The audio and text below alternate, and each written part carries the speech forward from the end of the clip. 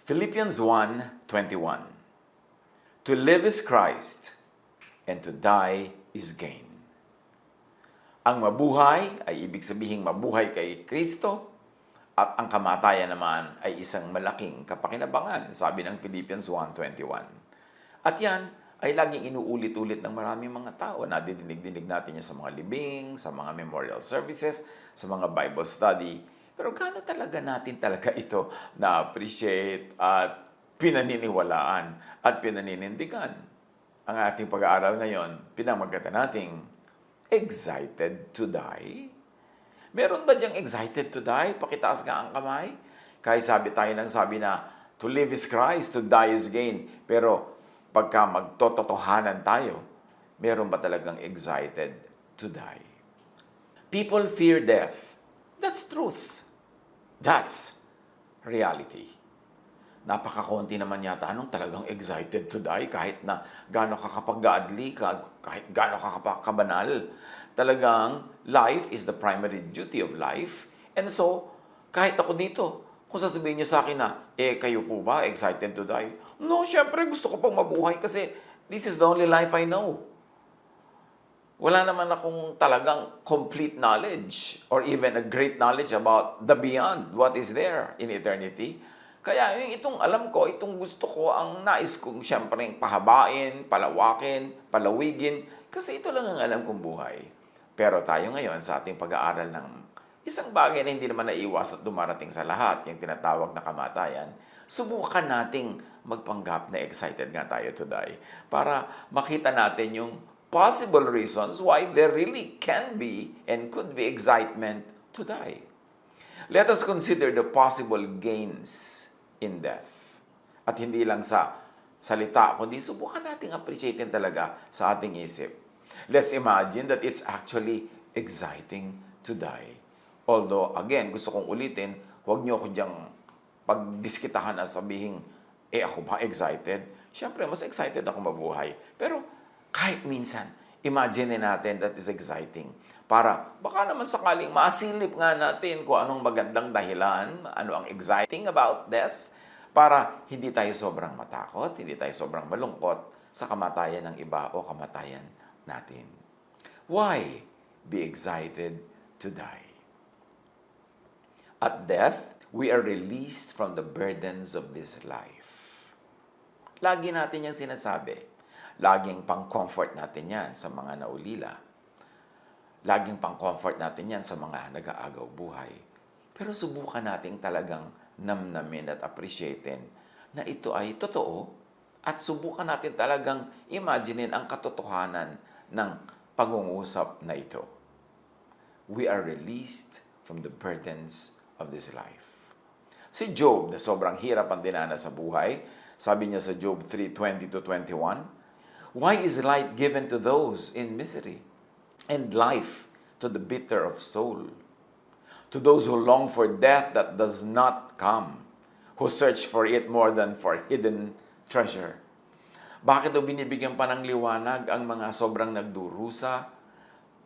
Bakit patuloy pang binibigyan ng buhay yung kay pait-pait ng kanyang damdamin, ng kanyang espiritu? Bakit daw ibinibigay pa ito sa mga talagang ang totoong hanap ay kamatayan na para matapos ang paghihirap sa buhay? Mga taong sa hirap na dinaranas ay parang kayamanan na hinahanap ang kamatayan. Job 7:15, so that I prefer strangling and death rather than this body of mine. Sobrang hirap ang dinanas ng katawan ni Job. Nabalot ng napakaraming sugat at mga iba't ibang mga karamdaman ng kanyang katawan. Hindi lang siyempre ang kanyang katawan na nagdusa, ang kanyang emosyon, ang kanyang spirit, ang kanyang buong pagkatao. Kaya gustong-gusto na niyang mamatay. Isaiah 57:1, the righteous perish, and no one takes it to heart. The devout are taken away, and no one understands that the righteous are taken away to be spared from evil. So eto ang isang excitement about death. That death could come only to spare us from a more horrible situation from evil. Tulad ng sinasabi ni Job, yes, mahirap mamatay pero napakahirap para sa akin ang mabuhay. Kaya mamatamisin ko pang mamatay sa hirap na nararanasan ng aking katawan, ng aking emosyon, ng aking espiritu.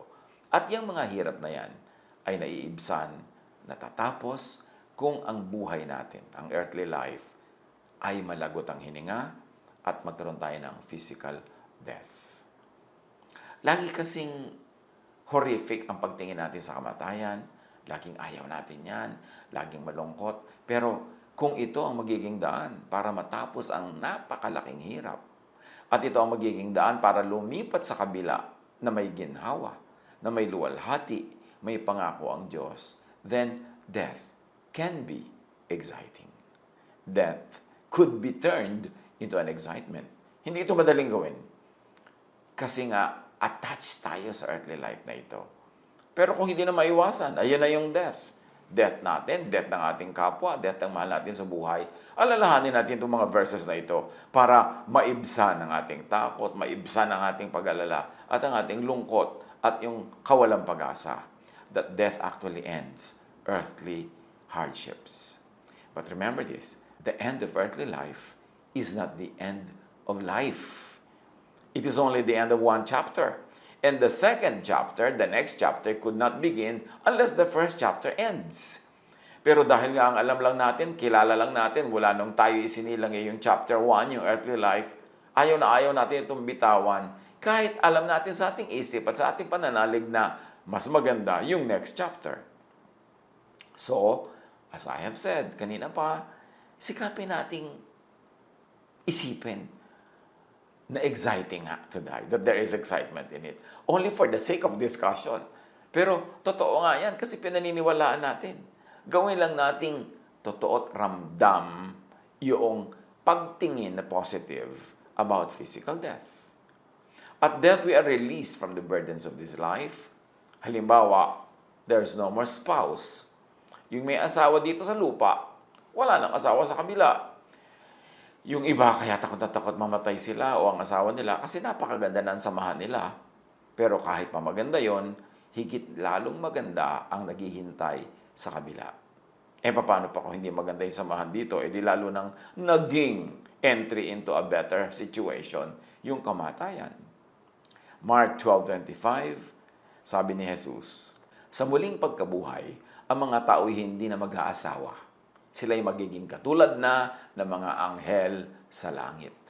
So this is release from hardships, from difficulties of married life. Pero siyempre, dahil nga mahal ng higit na nakararami ang kanilang kabiyak, ayaw nila magkahiwalay. Pero ayaw mo gusto, nangyayari naman talagang may mauuna at may mauuna. So, pagka hindi na yan maiwasan at nandyan na, isipin na lang na meron ding advantage ang paglaya mula sa earthly life at paglaya mula sa pagkakaroon ng permanent partner. Romans 7:2, halimbawa, ayon sa kautusan, ang isang babae ay nasasakop ng kanyang asawa habang nabubuhay ito. Subalit kung mamatay na ang lalaki, malaya na ang babae sa batas na nagtatali sa kanya sa lalaking iyon. Kahit sa Romans, ang tawag doon ay kalayaan. Kasi talagang napakaraming responsibilidad at napakaraming pagkakatali ang pagkakaroon ng legally lawful wedded partner. At yan ngayon ay nalalagot kapag ang tao ay sumasakabilang buhay. Gusto kong ulitin at pakaulit-ulitin na hindi naman natin ito wish for people na magkahiwalay yung mga mag-asawa at death. Pero nangyayari yan. Kaya ang ating pag-aaral ngayon ay para lang ihanda ang ating mga loob at makita kahit paano yung advantage ng freedom at death. At death, there's no more pain. Kaya nga, mas gusto pa ni Job na mamatay na siya kaysa pagtiisan niya yung hirap ng kanyang mga sakit. Isaiah 57:2, those who walk uprightly enter into peace. They find rest as they lie in death. So rest ang tingin at sinasabi ni Isaiah tungkol sa kamatayan. Pagka ang isang tao ay dumaranas ng sobrang hirap, sobrang pagod, sobrang stress, napakalaki ng ibig sabihin ng kapahingahan, ng rest. At yan ang pangako ni Jesus. Come to me, I'll give you rest. Hindi yung rest na sa kamatayan lamang, kundi rest sa buhay din na ito ang pangako ni Jesus. Rest dito, rest doon sa kabila. Sa pagdurusa sa Job 10:18, sabi ni Job, "Why then did you bring me out of the womb?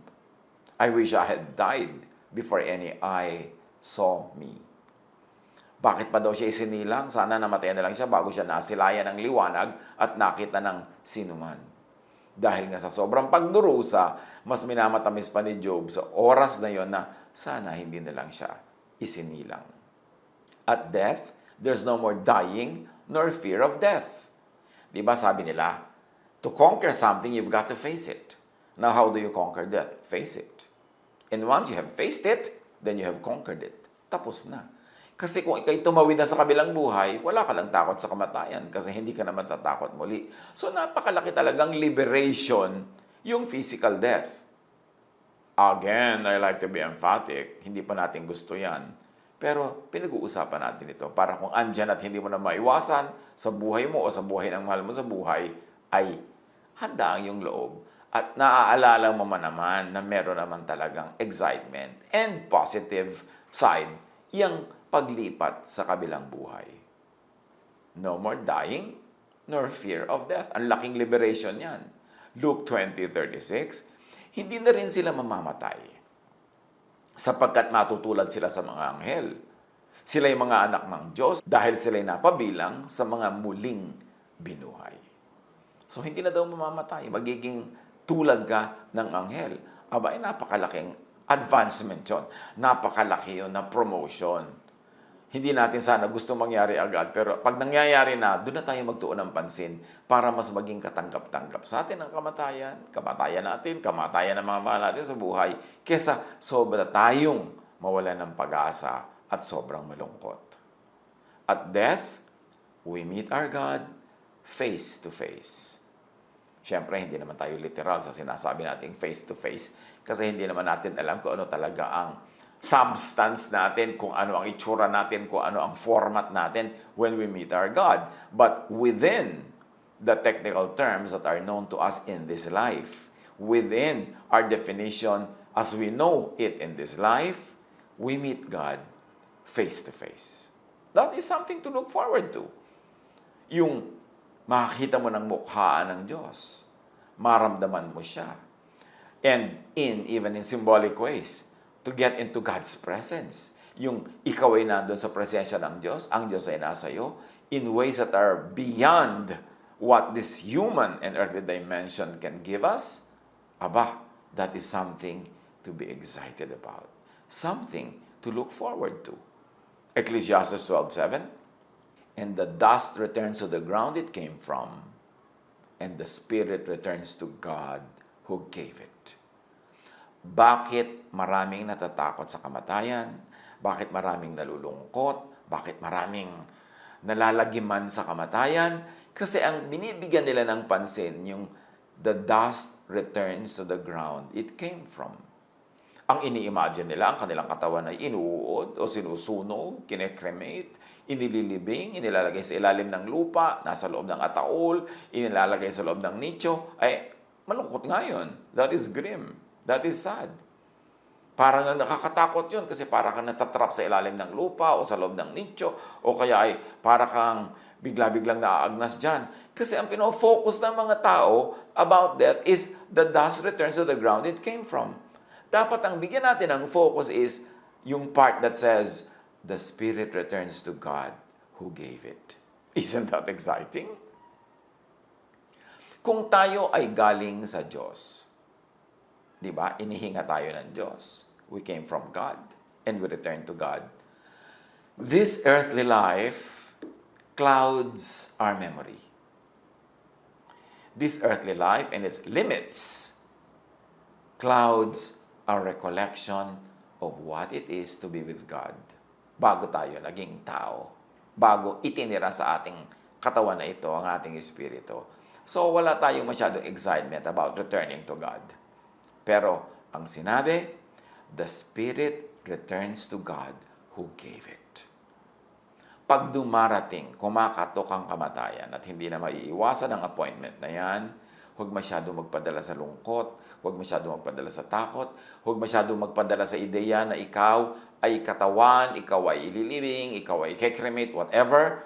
Kasi yun yung lupang bahagi ng iyong buong katauhan. Pero yung galing sa Diyos, yung Espiritu, hindi yun ililibing, hindi yun i-cremate, hindi yun uuurin, hindi yun maagnas. Kasi yung Espiritong galing sa Diyos, at yun ang tunay na tayo, temporary lang yung katawan na galing sa lupa, gabalik sa lupa yung katawan na yun, pero tayo, yung Espiritu na galing sa Diyos, ay babalik sa Diyos. Hindi ba? Napaka-exciting dapat nun. Maraming pag-comfort na ibinibigay sa mga naulila o sa mga nag-aagaw buhay. Sinasabi nila, wow, masaya yan, makakapag-reunion na kayo, mami, with daddy na nauna sa'yo. Wow, si mami ngayon nakipag-reunion na kay lola na nauna pa nung araw. Pero halos hindi mo marinig na sinasabi ng mga taong, wow, makikipag-reunion ka na sa Diyos. Wow, makikipag-reunion na ako sa Diyos. Wow, babalik na ako sa Diyos. Pero yun, ang tunay na napaka-glorious about physical death. That the spirit is released from its prison, the body, and it goes back to God who gave it. Pag pinag-isip-isipan natin yan, pagka pinagbulay-bulayan natin yan, kay laki-laking takot ang mawawala. Kay laki-laking pag-iwas sa kamatayan, na hindi naman naiiwasan talaga kung tutuusin tayo na napakalaki ang stress na mawawala sa ating buhay. The spirit returns to God who gave it. Kaya sa libingan ni Jesus, nung pumunta yung mga babae, hinahanap nila si Jesus, nawawala yung katawan, sabi ng anghel, "Why are you looking for the living among the dead? He is not here. He has risen."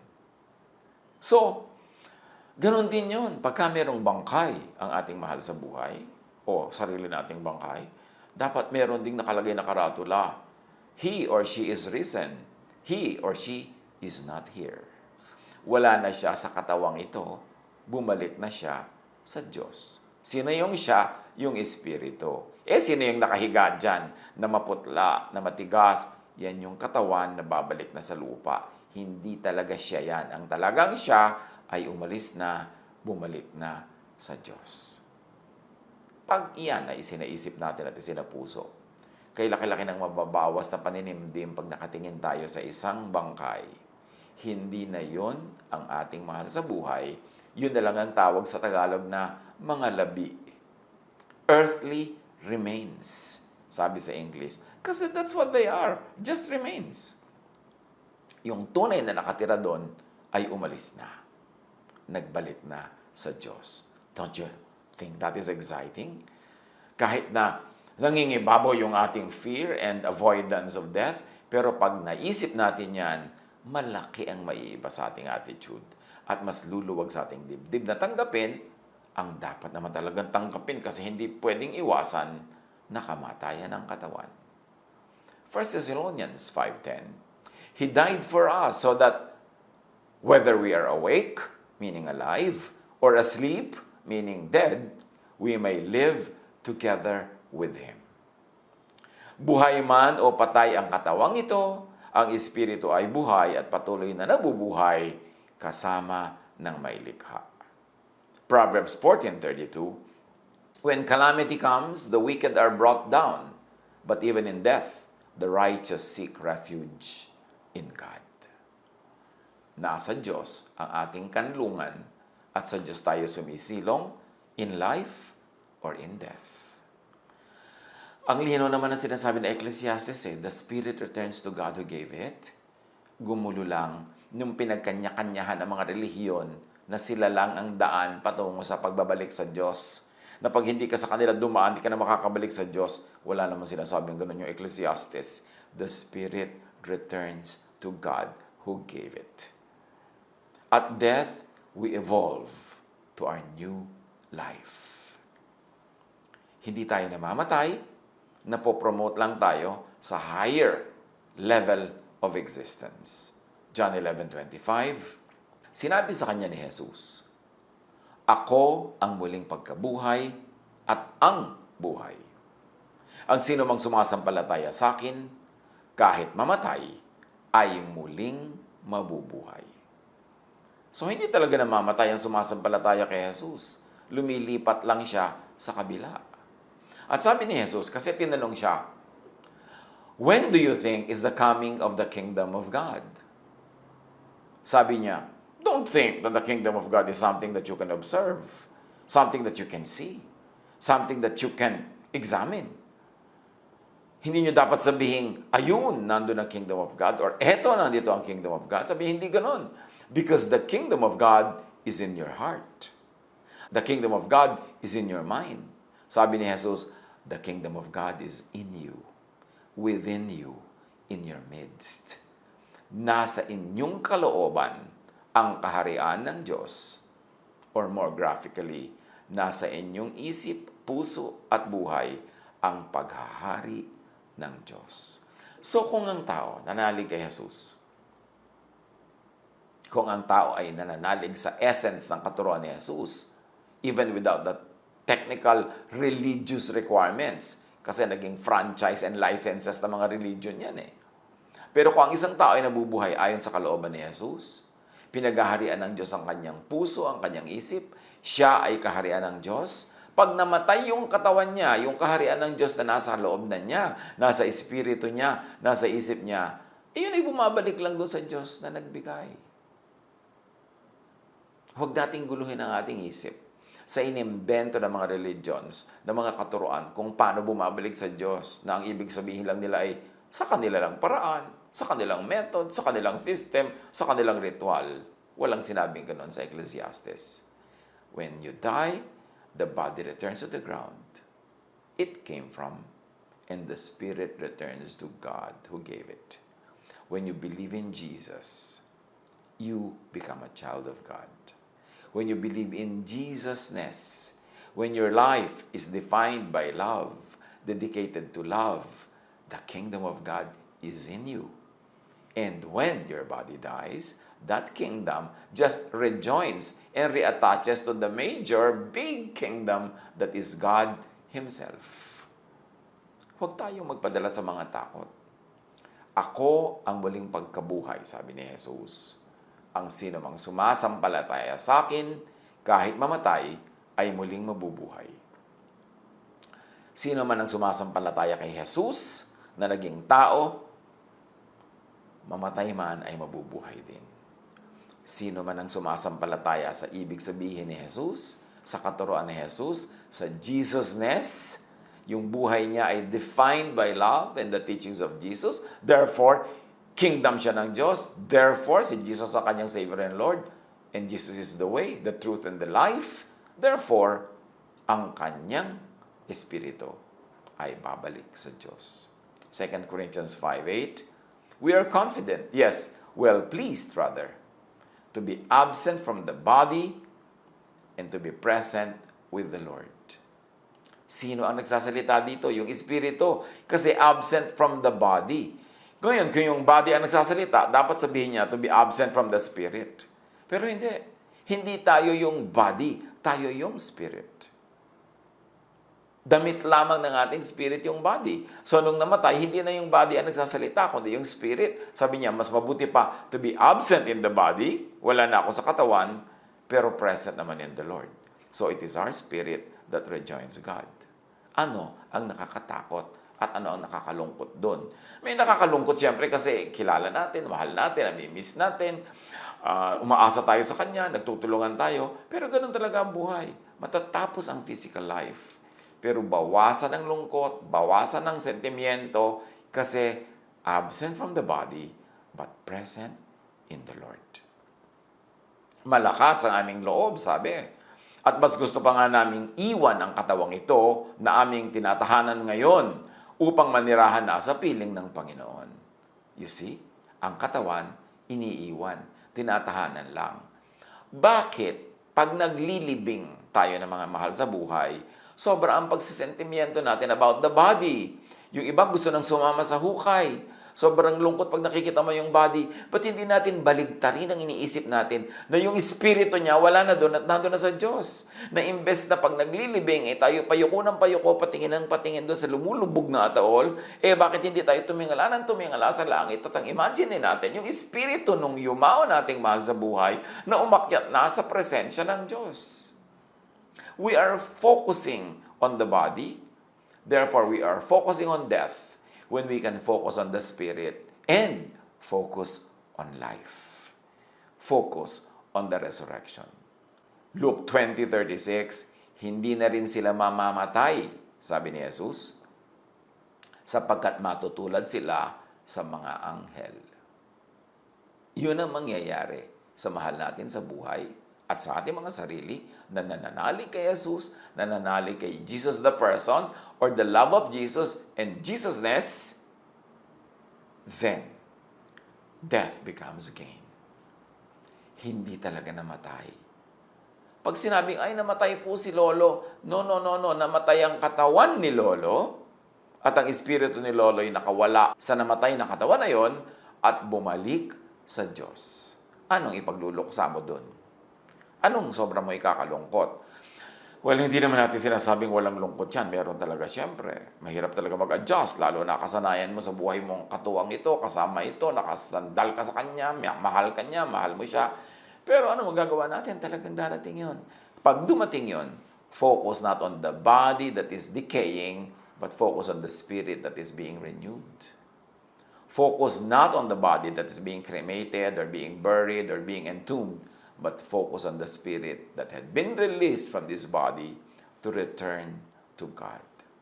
John 14:3, sabi ni Jesus, and if I go and prepare a place for you, I will come back and take you to be with me, that you also may be where I am.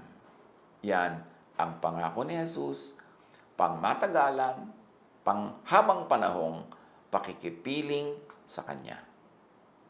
Romans 8:18, I consider that our present sufferings are not worth comparing with the glory that will be revealed in us. At kailan marireveal yun? Kailan mo yun makikita? When you meet God face to face. Habang nandito ka pa lang sa lupa, patikim-patikim pa lang ng glory ng Diyos ang mararamdaman natin, pasulyap-sulyap, pero hindi natin talaga tunay na makikita at mararamdaman hanggang hindi tayo bumabalik sa Diyos when the Spirit returns to God who gave it. Isn't that exciting? Kung wala tayong makitang excitement in death, tingnan natin yan.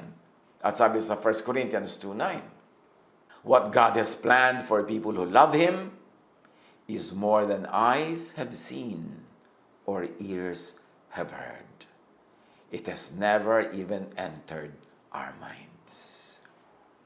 Ang tunay daw na plano ng Diyos sa mga umiibig sa Kanya ay higit-higit pa sa lahat na nang nakita ng mata o nadinig ng tainga, ni hindi ito sumagi sa ating guni-guni. Ibig sabihin, there is so much glory to be revealed. There is so much joy to be had. And that can happen only when the spirit leaves the body and returns to God who gave it. Yan ang mga excitement about death. Kahit pa siguro diniscuss natin lahat yan, wala pa rin talaga na-excite about death. O at least nagkaroon ng konti. O kung darating man at hindi na maiwasan, panghawakan natin at alalahanin para magkaroon tayo ng ibang titingnan at ibang aasahan at magkaroon man lang tayo ng pagtanggap, kung hindi man excitement, about physical death. Remember, ang ating opening verse na sinabi natin kanina, diyan tayo magwawakas. Philippians 1:21.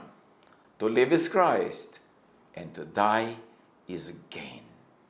Huwag natin gawin lang tong slogan. Huwag natin gawin lang itong empty phrase. Namnamin natin ang tunay na kahulugan. Tunay, dahil tayo nabubuhay dito, and life is the duty of life, ayaw pa nating sumakabilang buhay sana. Pero kung mangyayari na, di na maiwasan o nangyari na, tanggapin and focus on what is so exciting about the Spirit returning to God who gave it. Enjoy life. Make people enjoy their lives with your help. Minimize pain, maximize happiness, do the most good. And when God calls you, face your Maker with excitement, with joy, with happiness, with gratitude for this borrowed life. However imperfect this life is, this is the only one we know, so salamat. Pero sabi, ni hindi sumasagi sa ating guni-guni kung anong naghihintay pa sa atin. That is exciting enough. God bless us all.